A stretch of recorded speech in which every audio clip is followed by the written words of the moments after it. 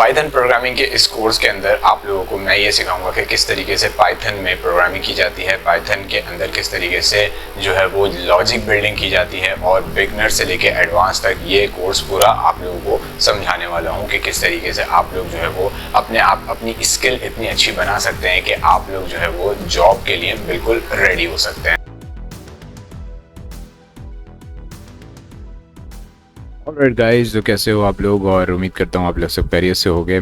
यार देखो, हम लोगों ने काफ़ी सारी चीज़ें कर ली हैं, काफ़ी सारी चीज़ें हमने ऑब्जेक्ट ओरिएंटेड प्रोग्रामिंग में देख ली हैं। और यार आज मुझे जो है आपको एक बहुत ही इंटरेस्टिंग चीज़ करानी है।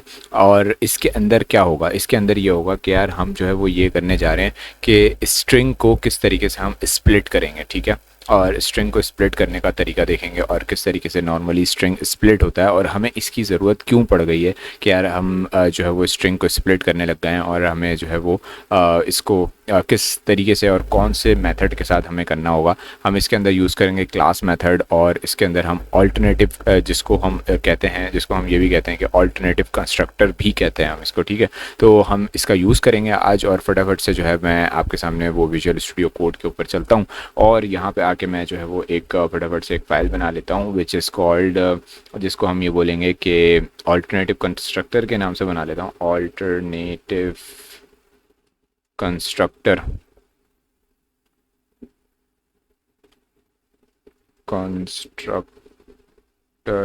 डॉट पी वाई, ठीक है भाई, हमने ये फ़ाइल बना ली है। अब इस फाइल के बनाने के बाद हमें इसमें क्या करना है, हमें जो है वो सबसे पहले वही एग्जांपल जो हमारी चलती हुई आ रही है। अब आप भी यार बोर हो गए होगे, लेकिन मैं क्या कर सकता हूँ यार, आपको मुझे जो है वो यही एग्जांपल मुझे एक अच्छी लगती है कि जिससे हम जो है वो ईज़िली सीख सकते हैं कि यार हमें जो है वो इम्पोर्टेंस क्या है ऑब्जेक्ट ओरिएंटेड प्रोग्रामिंग की, ठीक है ना।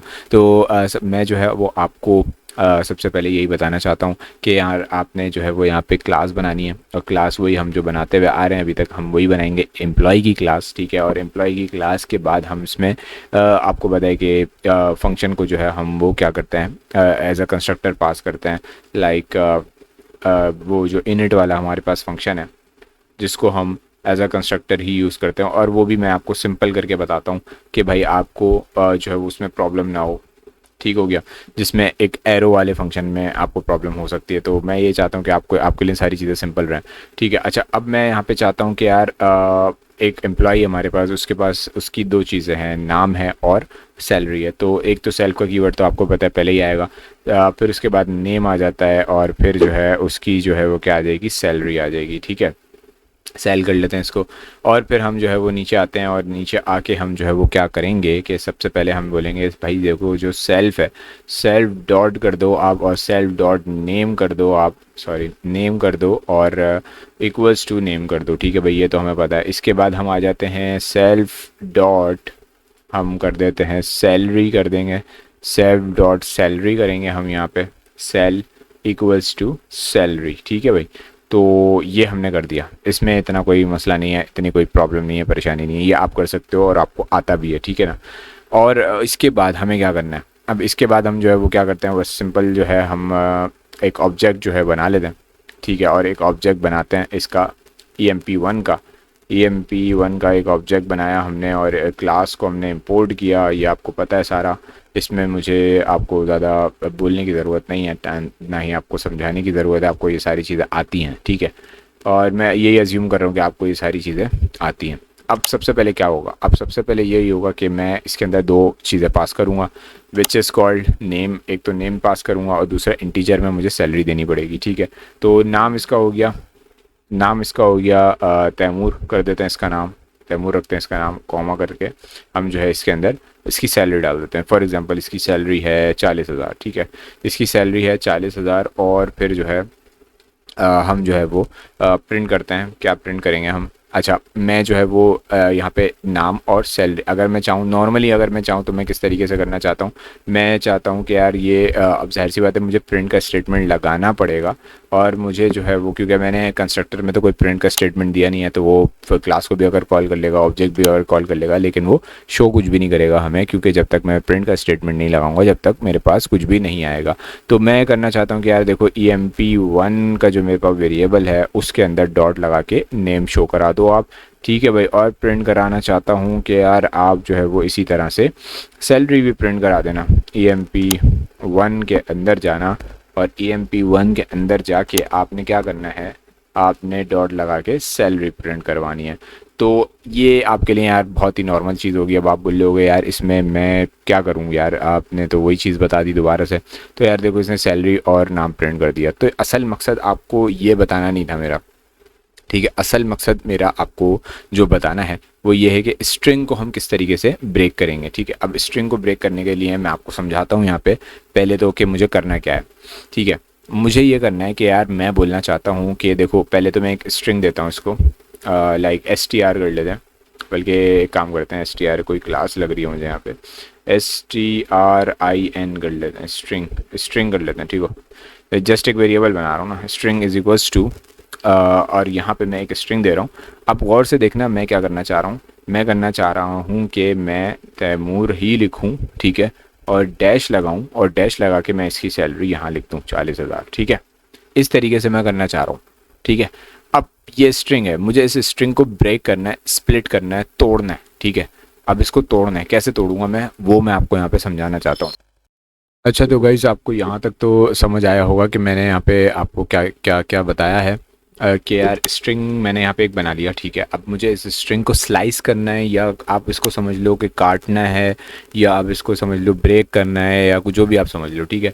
तो अब मैं स्ट्रिंग को स्लाइस करने जा रहा हूँ। मैं करूँगा कि यार EMP2 ले लूँगा पहले, EMP2 इज इक्वल्स टू, और मैं करता हूँ यहाँ पे EMP की क्लास इंपोर्ट, और क्लास को कॉल करता हूँ, सॉरी क्लास को कॉल करी मैंने, और मैं यहाँ पे लिखता हूँ कि यार देखो जो मेरे पास स्ट्रिंग है ना, STRIN मैंने जो बनाया है स्ट्रिंग, ये जो स्ट्रिंग है इसको क्या करना है, स्प्लिट करना है, ठीक है। स्प्लिट का एक मेथड होता है हमारे पास। स्प्लिट का मेथड क्या करता है, अब वो स्प्लिट का मेथड आपको आर्गुमेंट मांगेगा, वो बोलेगा कि यार स्ट्रिंग को स्प्लिट तो करना है, तो वो किस तरीके से करूँ, किस बेस के ऊपर करूँ। तो आप उसको बताओगे कि यार आप करो उसके डैश के ऊपर, ठीक है। यानी कि ऑब्वियसली मैंने यहाँ पे एक डैश दिया हुआ ना, तो वो डैश जिसको हम हाइफन भी कहते हैं, ये डैश के ऊपर आपने इसको स्प्लिट करना है, ठीक है। अब इस स्प्लिट करने के बाद आपने क्या करना है कि आपने जो है वो पहला वाला जो इसका जो स्ट्रिंग होगा वो ऑब्वियसली 0 इंडेक्स के ऊपर आएगा। तो आप उसका एक इंडेक्स डिफाइन करोगे, आप बोलोगे कि यार पहले वाले को उठा के 0 पे रख देना, और फिर कॉमा कर दो आप यहाँ पे, और दोबारा से आपने लिखना है कि भाई स्ट्रिंग, ठीक है। अच्छा यहाँ तक, सॉरी यहाँ तक, ये पहले इसको मैं 0 लगा के यहाँ से बाहर निकलूँगा ब्रैकेट के, और फिर यहाँ पे मैं दोबारा से स्ट्रिंग लिखूँगा अपना, सॉरी STRIN स्ट्रिंग, और डॉट लगा के दोबारा से स्प्लिट लगाऊंगा, और स्प्लिट लगाने के बाद मैं यहाँ पे क्या करूँगा कि मैं दोबारा से इसके अंदर डालूँगा हाइफन, या आप इसको डैश कह लो, माइनस कह लो, जो भी कह लो, और फिर यहाँ पे दूसरा इंडेक्स में दे दूँगा कि भाई 1, ठीक है। 0 पे 0 वाला आ जाए, तैमूर आ जाए, और 1 इंडेक्स के ऊपर उसकी सैलरी आ जाए, ठीक है। क्योंकि अभी तो ये दोनों चीज़ें स्ट्रिंग के अंदर मौजूद हैं, ठीक है। अब इस स्ट्रिंग को स्लाइस करना है, ब्रेक करना है, तो फिर ये क्या करेगा, ये डिक्शनरी के अंदर मुझे इसको ला के दे देगा, ठीक है। ये डिक्शनरी या फिर सेट के अंदर ला के दे देगा मुझे। मैं अभी आपको दिखा देता हूँ ये, ठीक है। अच्छा अब होगा क्या, मैं इसको प्रिंट करूँगा, क्या प्रिंट करूँगा मैं प्रिंट करूँगा, और प्रिंट करने के बाद मैं बोलूँगा EMP2 जो है हमारे पास, EMP2 जो है डॉट करा देते हैं, इसको हम नेम दे देते हैं, ठीक है। और फिर यहाँ पे आते हैं बाहर और प्रिंट करा देते हैं हम क्या, EMP2 के अंदर मुझे प्रिंट कराना है सैलरी, ठीक है भाई। तो ये दो चीज़ें हमारे पास वो प्रिंट होंगी, किस तरह होंगी कि वो स्प्लिट होंगी पहले, और फिर स्प्लिट होने के बाद, यानी कि जो चीज़ मैंने इस तरह से करी थी वो सेम वो इस तरीके से होगी। अब आप बोलोगे कि यार ये तो मैंने नॉर्मली लिखा था ना, इसका तो मतलब मैंने डायरेक्ट वैल्यू दे दी थी। अब अगर मैंने स्ट्रिंग की वैल्यू दी है, दोनों को स्ट्रिंग दिया, अब देखते हैं कि ये किस तरीके से इसको स्प्लिट करता है, ब्रेक करता है या तोड़ता है, ठीक है। तो अब आपको यहाँ पे देखो दोनों में कोई फ़र्क आपको नज़र नहीं आया होगा, दोनों बिल्कुल सेम तरीके से इसने स्प्लिट किए हैं, ठीक है। तो पहले तो अच्छा पहले वाला ये वाला जो है, इसको जो है क्या कहते हैं, हमने तो इसके अंदर ऐसे कुछ स्प्लिटिंग लगाई नहीं है, हमने तो डायरेक्ट वैल्यू दे दी ना। इसके अंदर हमने यहाँ पे पहले एक स्ट्रिंग दिया, उस स्ट्रिंग को इसने अपने हिसाब से इसको ब्रेक किया, जो कि हमने ये कंडीशन दी थी इसके हिसाब से, ठीक है। तो आई होप कि आपको ये चीज़ क्लियर होगी। लेकिन लेकिन लेकिन अब यहाँ पे आ जाता है ट्विस्ट। कहानी में जो ट्विस्ट है ना वो ये है कि यार इतना लंबा लिखने का क्या फ़ायदा जब मेरे पास इसका अपना एक मेथड है, तो मैं उससे क्यों ना लिखूं, ठीक है। तो अब मैं आपको वो चीज़ बताने जा रहा हूँ कि जिससे हमें ये एक ही बार लिखना पड़ेगा और फिर बार बार हम जो है सिर्फ एक इसको स्ट्रिंग प्रोवाइड करेंगे और फिर ये हमें जो है वो आगे देता रहेगा। हम उसको देंगे जो कि हमारे पास इसकी ऑल्टरनेटिव कंस्ट्रक्टर, जिसको हमने यहाँ पे असल जो हम बात कर रहे हैं, ये यहाँ पे तो हमने कहीं ऑल्टरनेटिव कंस्ट्रक्टर तो नहीं लगाया ना, हम यहाँ पे इसके नीचे ऑल्टरनेटिव कंस्ट्रक्टर लगाएंगे और फिर यही काम जो हमने यहाँ पे इतना लंबा किया उसको हम एक ही बार करके रखेंगे और फिर हम जितने इसको स्ट्रिंग देंगे वो बार बार जो है वो स्प्लिटिंग करके देगा। तो अब आ जाते हैं ये काम करने पे। ओके, अब आप यहाँ पे देखो गौर से, मैं आपको यहाँ पे एक मेथड बना के दिखाता हूँ और ये जो मेथड होगा ये हमारे पास किस तरीके से काम करेगा ये मैं आपको यहाँ पे समझाऊंगा। तो सबसे पहले डेफ कर लेते हैं इसको और डेफ के अंदर मैं बोलता हूँ कि यार जो स्ट्रिंग मैंने बनाया है ना, तो फ्रॉम स्ट्रिंग कर लेते हैं, STRIN, ठीक है। फ्रॉम स्ट्रिंग के नाम से एक मैंने मेथड बनाया और उस मेथड के अंदर मुझे क्या करना है, उस मेथड के अंदर मुझे बोलना है कि भाई अभी ये ज़रा एरर देगा, तो अभी मेथड के अंदर मुझे कहना है कि यार देखो कि भाई मेथड भाई आप ये कर दो कि आप जो है वो पहले तो एक क्या कहते हैं आर्गुमेंट ले लो, जिस तरह से हम सेल्फ आर्गुमेंट दे रहे थे इस तरह से अब एक होता है CLS आर्गुमेंट। तो CLS आर्गुमेंट ले लो, इसकी जगह पे आप कुछ भी लिख सकते हो, मतलब अपना नाम भी लिख सकते हो या वेरिएबल जो। अच्छा, CLS के साथ अब हमें क्या लगाना है, CLS एक मैंने आर्गुमेंट दिया यहाँ पे इसको, और CLS के बाद मैं एक इसके अंदर एक और आर्गुमेंट पास करूँगा विच इज़ एक काम कर लेते हैं।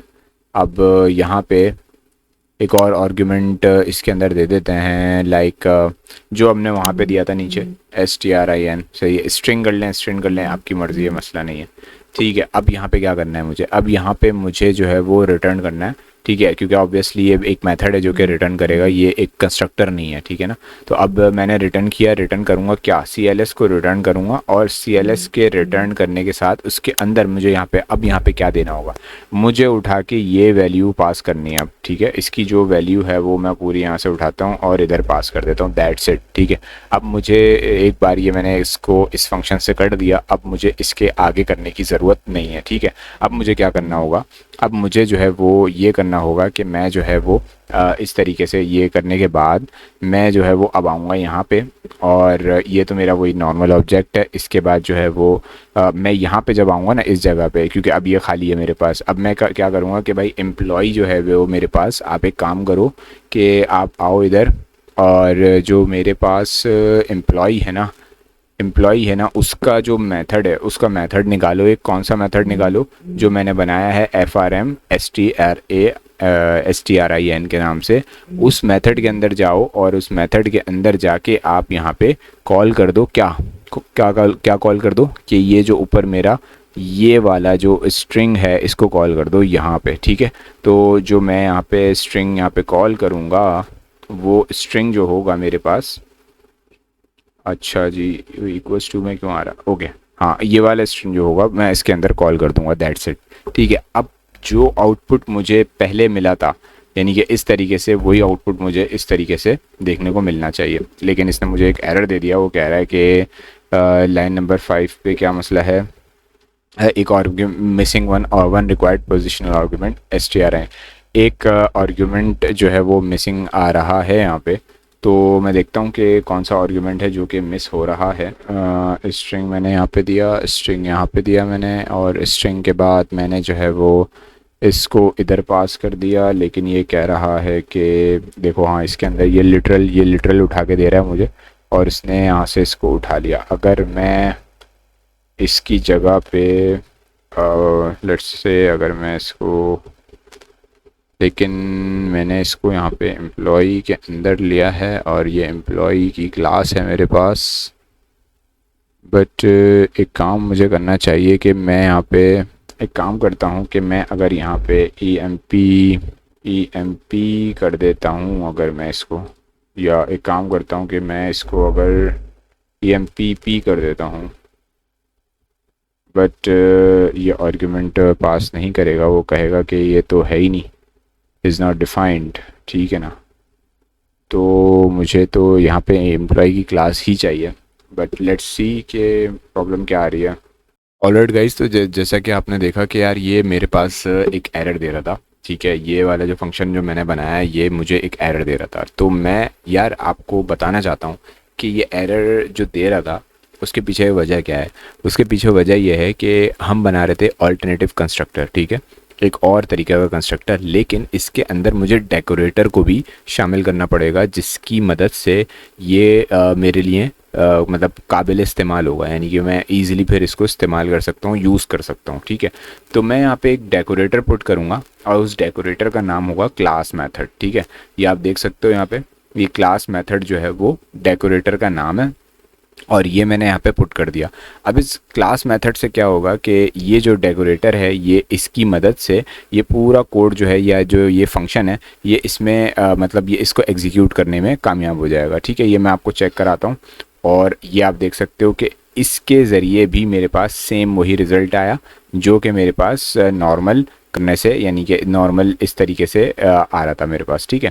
एक तो ये वाला तरीका है जो कि बिल्कुल ही नॉर्मल है, इसको ये तो सबको बच्चों को आ जाएगा, लेकिन जो स्ट्रिंग को स्प्लिट करने वाला तरीका है, इस स्ट्रिंग को जो मैंने स्प्लिट करवाया है इसकी मदद से, इस फंक्शन की मदद से, इसको कहते हैं हम ऑल्टरनेटिव कंस्ट्रक्टर, ठीक है। और इसको हम यानी कि क्लास मेथड जो है, ये जो क्लास मेथड है इसको हमने यूज़ किया एज आ ऑल्टरनेटिव कंस्ट्रक्टर। तो इस तरीके से हम जो है वो इसके ऊपर काम कर सकते हैं और ये इसका तरीक़ेकार है ऑल्टरनेटिव कंस्ट्रक्टर बनाने का। तो आई होप कि आपको ये जो ऑल्टरनेटिव कंस्ट्रक्टर है जो मैंने यहाँ पे अभी आपके सामने बना के दिखाया, आई होप कि आपको ये समझ आया होगा। इसमें कोई भी प्रॉब्लम, कोई परेशानी, कोई मसला अगर आपको हो तो आप जो है वो डायरेक्ट मुझे मैसेज भी कर सकते हैं और मुझे इंस्टाग्राम पे फॉलो भी कर सकते हैं। और मैं मिलता हूँ आपसे फिर किसी नेक्स्ट बेहतरीन वीडियो में। तब तक के लिए अपना बहुत सा ख्याल रखिएगा। Thanks for watching this video and I will see you next time.